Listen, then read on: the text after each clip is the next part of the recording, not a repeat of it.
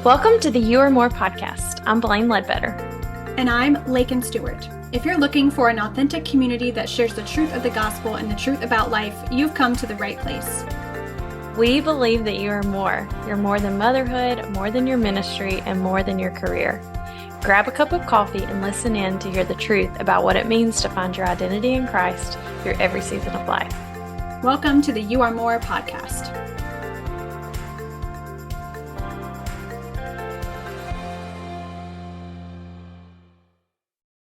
Okay, welcome back to You Are More podcast. We are so glad that you've made it this far with us. If you have missed any of our episodes, we up until this point have talked through why we got started as You Are More, the heart behind our mission. What else? We've talked about motherhood, just some struggles that we've gone through, but then also some great advice that we have received. And then also we've talked through careers, and here we are today. So we are going to talk through. We also talked about ministry and what that is and what that looks like in our lives. Yes, I forgot that one. That one was the most recent, but man, we have loved y'all's feedback so far. Yeah, it's been so encouraging. Great. Yeah. A few of you have said it's like listening and getting a warm hug, and that's just so fun because Blaine and I both, speaking of boundaries, today we're going to be talking about boundaries. Blaine and I both not hate, that's a strong word, maybe like strongly dislike physical don't prefer we're not like the hugging type. So if you ever see Blaine and I hugging it out, there is something seriously wrong. I know. I really care about you or love you or know that if I have to sacrifice. Yes.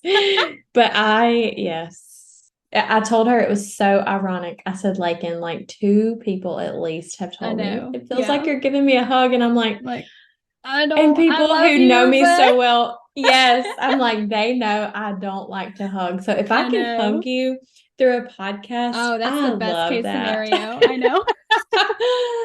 So anyways, today, boundaries. We are such a heavy topic. Gosh, yes. We're going to try to keep it light, but no promises here. Yes.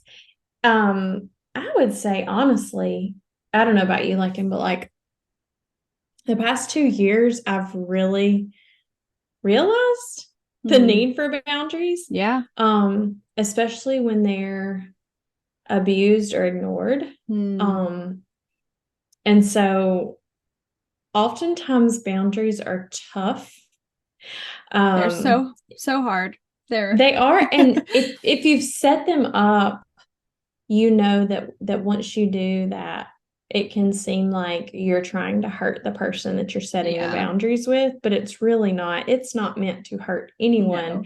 It is really there to protect you. And I mean, I don't know if you'd agree, but like, I mean, even Jesus had boundaries because he would go away and pray. And and I think we don't talk about that enough, maybe in the church, of good healthy boundaries. Not just like, I'm closing everyone off, never going to talk to anyone, never going to open up, I'm never going to budge.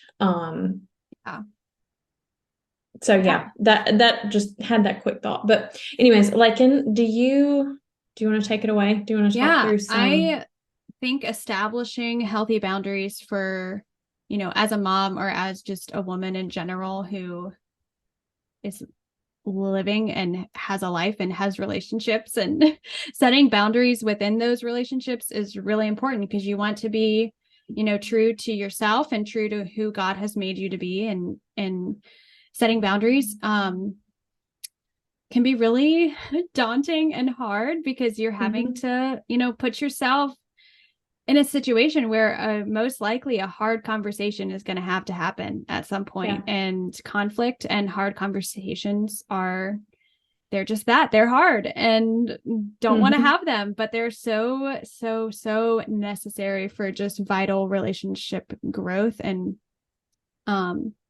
healing in hard circumstances, and setting boundaries for you, your family, your spouse, your kids, all of those things is just so, so important. And I don't know, establishing boundaries, you know, in the 3 areas that we have kind of camped ourselves in, Blaine, of motherhood, ministry, and career. I think each of those areas looks really different when it comes to setting boundaries. When it comes to motherhood, and we've kind of mentioned this on our previous episode, talking solely about motherhood, like you are your child's biggest advocate, and setting boundaries for your children, you know, that are agreed upon between you and your spouse. That's one thing that I think is super important is, you know, unity between, you know, you and your spouse or your co-parent. If you're, you know, divorced and still parenting together, you know, those things are super important, you know, that you agree upon the boundaries in which you're setting, you know, with that, with friends and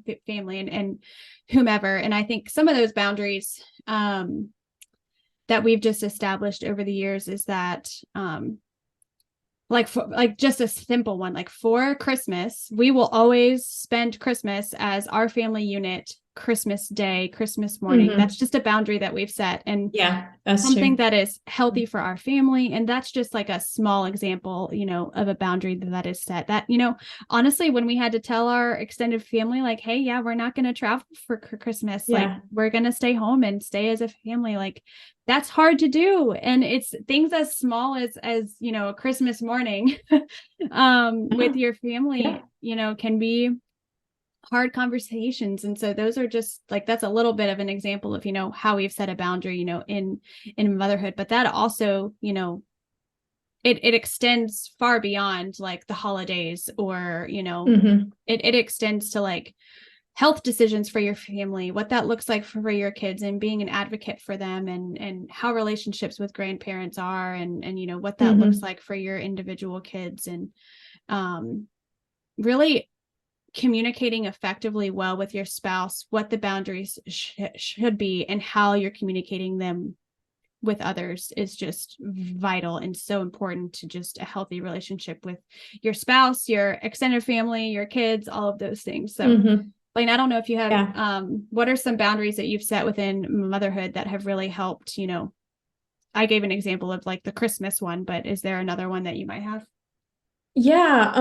Something that's coming to mind right now is just, and my husband and I set this before our kids were even at the age that they do this, is we don't do sleepovers. And one time, twice, our kids have gone to their cousins, and then their cousins have stayed here. So that was really the only exception, but I'm as close as can be with my sister-in-law. And so that was different, but it's just kind of let's just make that that healthy boundary, we hope, across the board. We're trying to think proactively. There's a lot of things that happen at other people's houses that maybe is not maybe what we want our kids to be around, but also just not we just I know that we can't. We were growing up, like, oh, the things that I saw, yes, and heard. And it wasn't even like, even as a young child, it wasn't like we were like sneaking out and getting crazy, but it was just, you know, there's no control over, you know, what your kids are exposed to. And, you know, if you let your kids sleep over, that's great for you and your family, but that's your decision. And that is what you have a piece about. And so I'm not here to judge. That is just what we've personally done. What's some other things? We don't, we're setting the rule, we'll be waiting till middle school for phones. And I realize there are kids, you know, 5-year-olds with son's iPhones. age, that have phones, and good for you. That is your personal decision, and that is no judgment to you. But again, that's just something that we've decided on. Just with the statistics that say, you know, most kids are exposed to pornography at by the age of 8. Gosh, it's just horrifying. And my son's not far from that, and so that's why I'm just like, again, I can't protect him forever, but if we can establish some boundaries now, And so again, that's not meant to hurt anyone else. Yeah. That is just personally for our family. And what are some other things in motherhood? I'm trying to think. I think there can be boundaries really in every aspect of motherhood, from like what you feed your children to when you put them to bed to, I think bedtime for us for a while was a big boundary. We would try to stick to a solid bedtime. And now it's just totally crazy all over the place with 2 toddlers. But that was something that we held like sacred mainly for our marriage, because that was time that we had together and our kids were in bed and we were able to connect in that way. And it kind of looks different now as our kids are a little older and a little crazy.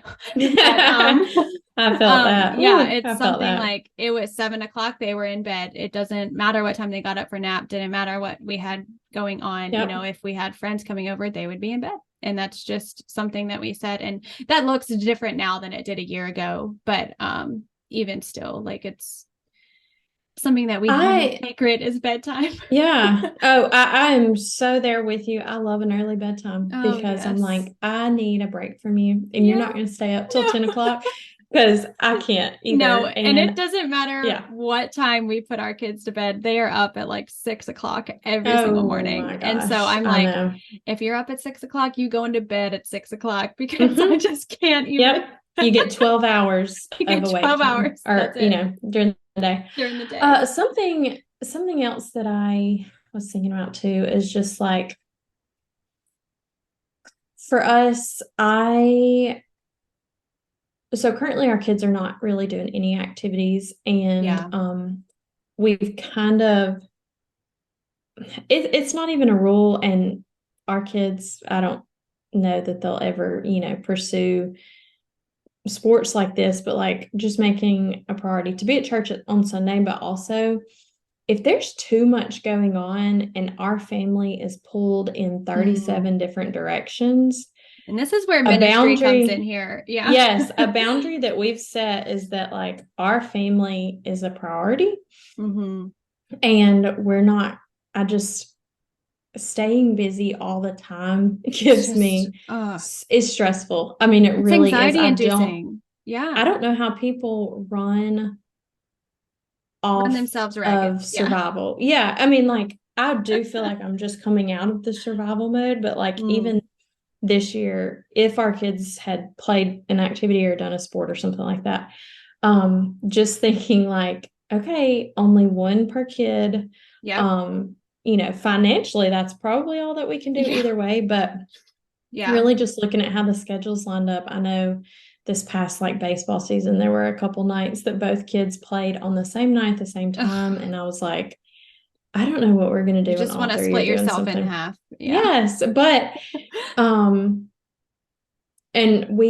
another thing too, we do like family worship on Sunday nights because we don't have Sunday night services. Yeah. And so my husband's rule is, don't miss more than once, or it's okay to like miss because there are some times that we're out on Sunday nights, just maybe randomly, but we're not going to miss 2 weeks in a row. And so that establishes a healthy rhythm, but it's a good boundary. And I've even seen some parents of older children, like we're talking high school and college, but they're like, you can do whatever you want through the week. Like, I know you're going to be busy, but you're going to be home for Sunday night dinner because we're going to eat together as a family. And so just like really protecting that, you know, no phones at the table so that we're fully present. Because I see such a value in sharing a meal together, eating together. Yeah. Yes, it's huge. I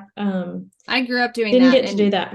Yeah. And I did not. And so that's why I'm such like, it's crazy to see you grew up doing it. So you want to do that with your kids, but I did not. And so I'm like, I really want to do that with my kids. So anyways, you briefly mentioned it, but let's switch. What about to ministry? Some good boundaries in ministry. Yeah. Yeah. I think it really any boundary that you set in your life, like whether that be with your kids or your spouse or your family or whatever, it really bleeds into every other part of your life. So like if you have a boundary and your kids are in bed at 7:00, that kind of affects like the way you parent, the way you do ministry and the way you work. I think some ministry, and our spouse is working in ministry, and, you know, by default, we are also working in ministry. Mm-hmm.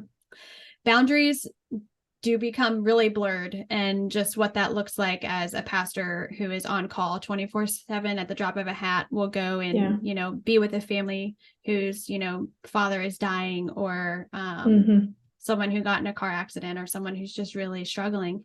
And we kind of have to build in time that exists for those moments to happen. So that means, you know, setting boundaries on after 4 o'clock, unless it's like an emergency. My husband is not going to pick up his phone. Like, he is all in with the kids, either letting me work or letting me cook dinner, or, you know, doing things outside with the kids, and just taking that time to be together as a family at the end of every day is what makes us function, or else we wouldn't.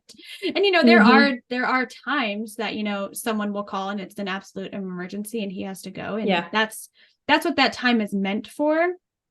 But also having the boundary established of he's most likely away from his phone, you know, after 4 o'clock when he gets home from work. And that's just how it kind of operates for us. And Saturdays are our family day. So like nothing impedes on a Saturday. I generally work on Fridays, and so he's with the kids a good bit. But on Saturdays, it is like we get up, we go to the coffee shop, do the farmer's market, play at the park. We just do fun things as a family. And rarely ever does that get interrupted. There's been a few Saturdays where, you know, he's had to officiate a funeral or a wedding, or something has come up. But again, it's like we build that time in during the week so that if something does come up on a weekend, we know that, you know, it's okay.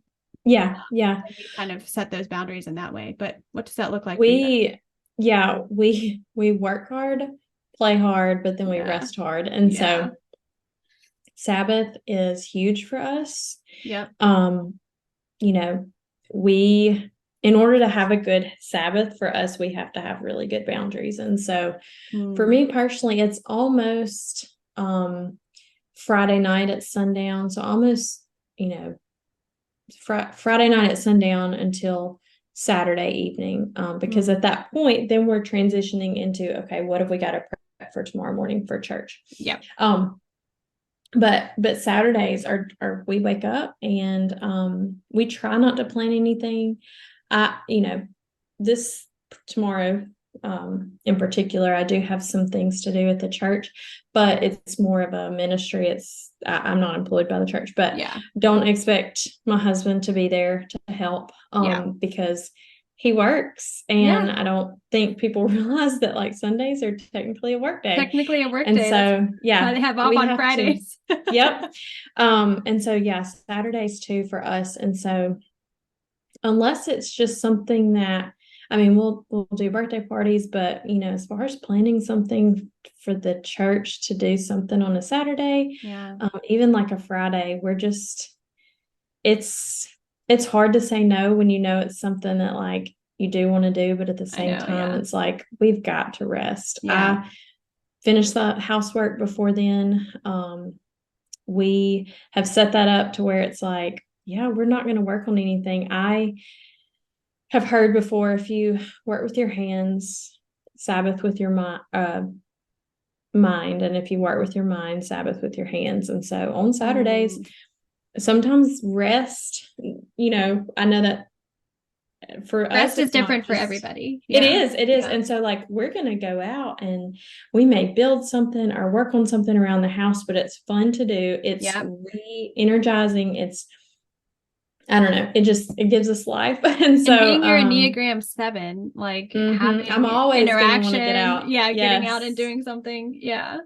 But also, because I feel like we crash after Sunday afternoon. So I'm like, there's plenty of resting, actual literal resting going on during the weekend. But that's what it's looked like. And also, you know, reminding myself that just because my husband is on staff at a church does not mean that I have to attend every event that goes on at the church. Yes. Setting boundaries for like yourself personally. Yep. Like, for example, my husband preached at another church's revival service last night, and I didn't go. I had another friend over. We watched a movie. Good. Really good. Fun. That's awesome. And it was just one of those things where like I could wrangle the kids past their bedtime and go, but he just looked at me and was like, Laken, you've seen me preach over 1,000 times. You don't have to come to this one. And I was like, thank you for telling me that, because I didn't, because I needed someone to tell me, like, you know, affirm you don't have to go to everything. You don't have to be involved in every single aspect of your husband's ministry, because it is his vocation and job, and we have our own jobs and different things that we do. Because of the size of the staff at our church, oftentimes not every staff member will even be at every event, and that's okay. There's plenty to go around. Yep, I know. So just that's another thing that we have to, if it doesn't fit in our schedule, like giving yourself something that he's obligated. Giving yourself permission to say, hey, we just can't right now. Like, and there've been some times when that has happened, like over this summer, our church partnered with another church for their VBS. And the pastor of that other church was like, you guys drop your kids off and go on a date. And so we just did that and just felt like awesome. That was something that we were so glad that we did, because awesome. We were able to invest like in our marriage and set that boundary for ourselves and just have a good time. And that's so awesome. Yeah, it's setting boundaries in ministry can be hard, because everyone kind of expects the world of you, especially like the position we're in now, where Cody is the sole staff pastor person. Like he has a secretary, and he's like the sole staff member of our church. And so that's about to radically be different. He's about to be on a staff of like 20 at a larger church. And so our life boundaries will definitely change over the next month. But it's different. Ministry is just a different beast of trying to set boundaries and have everyone know where you're at and communicating them well. I think you can set boundaries all day long, but if you don't communicate them well and communicate your expectations of others, like that's where there's going to be like a fallout of some sort, like frustration. Anger, you have to communicate them. And I've definitely learned my lesson in that, and not communicating boundaries effectively, and getting my feelings hurt and another person's feelings hurt. It's just not a great thing. How have you, Blaine, shifting gears just a little bit, I feel like you are the queen of this. I hope so. I don't know. I feel like you're the queen bee of setting boundaries with work-life balance. What does that look like on a day-to-day for you? So working remotely is so interesting. So interesting. I agree. It is.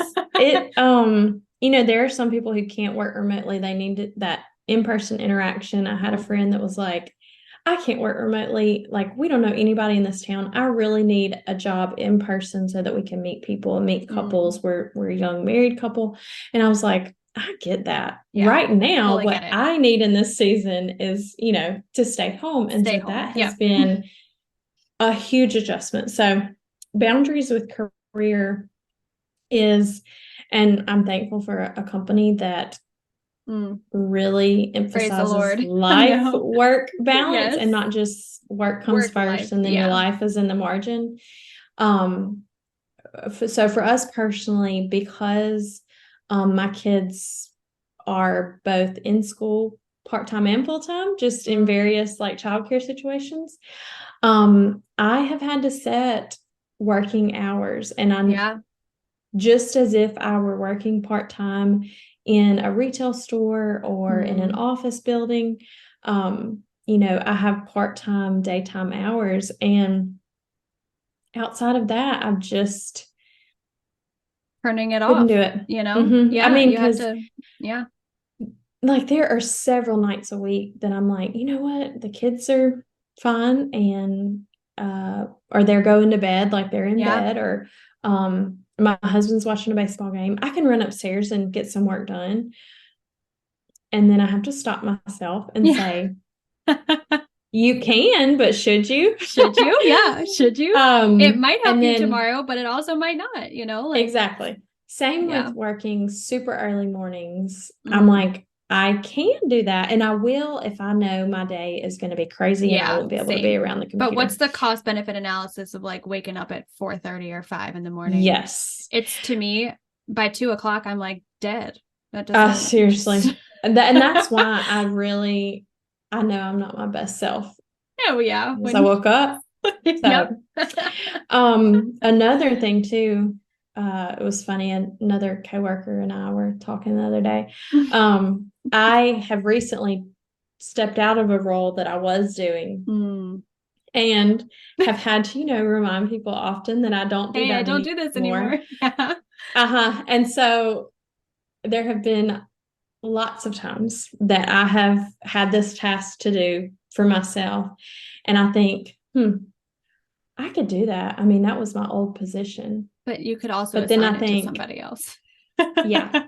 It is literally not my job anymore. Yeah. I'm used in emergency situations at this point, which like never happens now. Yeah. And then also just lovingly telling people like, hey, I don't do that anymore. You can reassign it to this person. Yeah.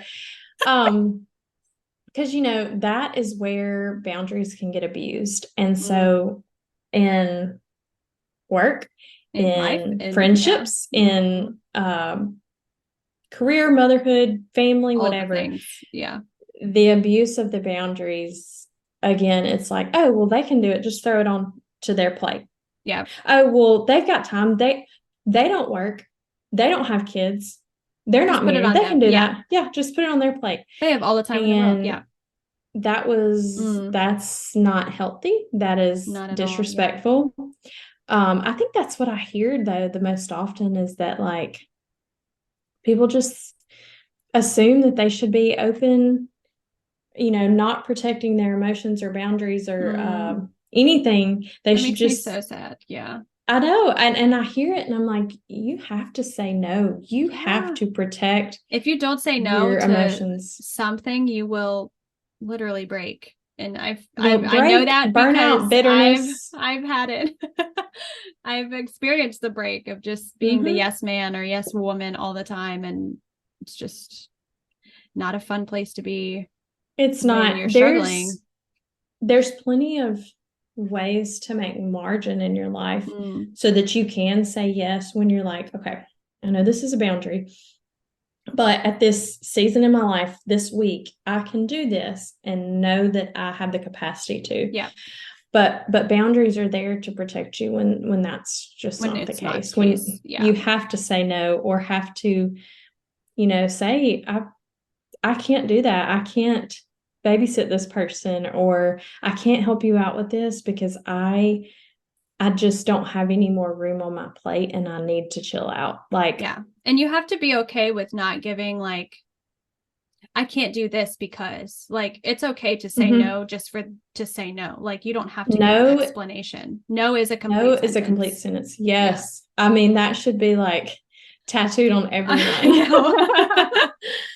But it is. Yeah. And I think we think, oh, well, if I say no, or if I tell them I can't do this for them, like they'll be so upset and angry. Yeah. And that's not the case. Yeah. There have oftentimes been that I've asked somebody to do something and they're like, I cannot do that. And I'm like, okay, that's fine. And just move on. Like, then maybe they were scared that I was going to be upset that they told me no. And I didn't think twice about it. I was like, okay, I just want to, thanks.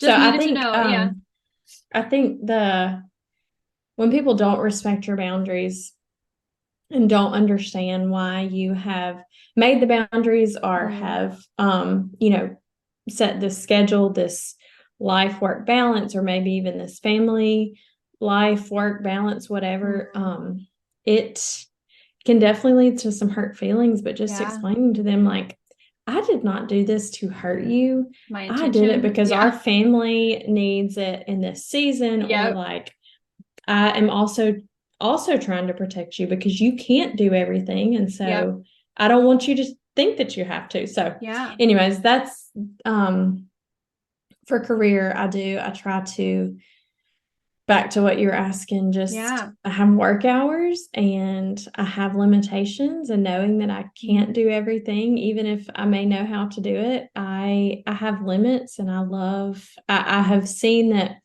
the more that I say yes to things that I really don't want to do, that are way outside the boundaries that I've set, the more anxious and bitter and stressed and just I feel just that. not good. When it comes to work, I like to use what me and another friend call the urgent important matrix of categorizing, work. And you can use this, with any aspect of life, of what is most urgent and most important. And those are the things you do first. And everything else kind of falls in line. So you can either tackle your non-urgent important tasks or your urgent non-important tasks. And then most of the time your non-urgent, not important tasks never get done because they're just not urgent and not important. But I think there needs to be, when you set boundaries, it allows you the margin to complete the tasks in the order you need to complete them. And, allows you to get to those not important, not urgent tasks because you've created the margin, of setting those boundaries up. And that's one way that I kind of just operate functionally in my job, is just making sure that, my tasks lists are in the order that they need to be in, and that I'm doing things in the right order. Because if I didn't do them in the right order, I would feel super scattered and, not great at my job. But keeping boundaries within, motherhood, ministry, your career, with family, with your kids, like, it's just something that is really hard, but also super necessary for just vital life functioning. Like, it's just no way else to put it. I know that even in friendships, they're just, even, especially in the past couple of years, I've had to put boundaries and remind myself, you don't have to shoulder this. Like, we can bear each other's burdens. Like, I will grieve with you, lament, pray for this situation. But a healthy boundary is that I don't think that it's my job to fix it, and realize that, like, until you want help yourself out of this, until you want to get yourself out of this situation, or until you want help to remedy whatever tension is going on, I can't do anything. You can only do much. You can only pray, So I'm like, my boundary is that I love you, but maybe from afar. And which is so hard too. Like, it is. It's really hard. Yeah. So that was another one I wanted to mention for just a friendship aspect life in of general. Yeah. So any other thoughts about boundaries? I don't know. I think it's kind of definitely a surface level conversation on boundaries, but I do think, if I had to summarize it into like 3 takeaways, it would be to set boundaries, keep boundaries, and explain your boundaries. Of just, decide, with you or your spouse or whoever you live with, what your boundaries are, stick to them. Like, don't flake on your boundaries because you set them up for a reason, and then communicate them really well. I think those are 3 things that are definitely needed just in every aspect of life, whether you're a mom or you're in ministry or you have a job, and everyone hopefully has friends, and those at least will have to be communicated there too. So those are, I think, the three big points from our conversation today. Yeah, that was great. Okay, guys. Well, thanks for listening to You Are More this week. Again, if you've missed any episodes, go back and listen to those. We're also on YouTube, Spotify, Apple Podcasts, Amazon, just everywhere, wherever you listen to podcasts. So we are so glad that you supported us thus far, and we'll be back next week. See ya.